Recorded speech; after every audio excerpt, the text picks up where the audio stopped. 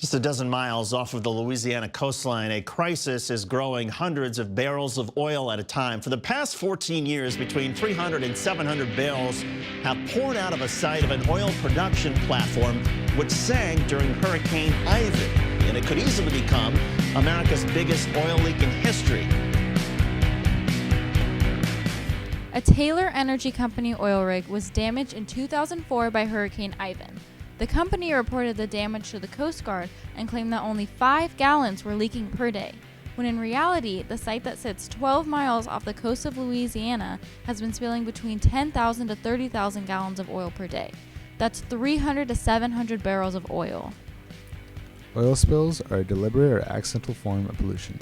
When this occurs in the ocean, a shiny layer is present on the surface that makes it difficult for many animals to survive, such as sea turtles, birds, sea otters, dolphins, and many others. These spills can actually last for a very long time and are extremely difficult to clean up. Scientists and researchers are still looking for ways to make it easier to get rid of all the oil in the ocean. One technique is skimming. Skimming is a process that removes oil from the sea surface before it reaches sensitive areas along a coastline. This device will only take off the oil that is on the surface of the ocean and not what is underneath. Another main way to get rid of oil is situ. This is similar to skimming where you collect oil, but with this technique, the oil that is collected gets burned. Lastly, dispersing is another way to get rid of oil. Chemicals are dropped in the ocean that make the oil break down into smaller pieces and then microbes eat them. However, all these techniques do have their downsides, which is why it is important to prevent oil spills from happening in the first place. The Trump administration is poised to green light additional exploration for oil and gas drilling in Atlantic waters, Pacific waters, Arctic waters. These are waters that have been off limits to oil drilling in this country for decades.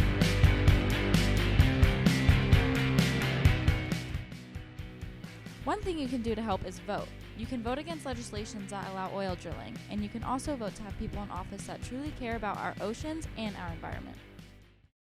Nature is actually resilient if we take care to just stop actively destroying it. Another way you can help our oceans is by carpooling. Our cars release oil and that ends up into the ocean. So by carpooling, you're not only keeping our air clean, but our oceans clean too.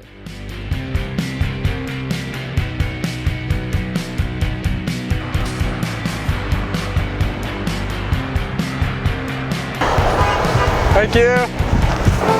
Thank you. Thank you. I love you.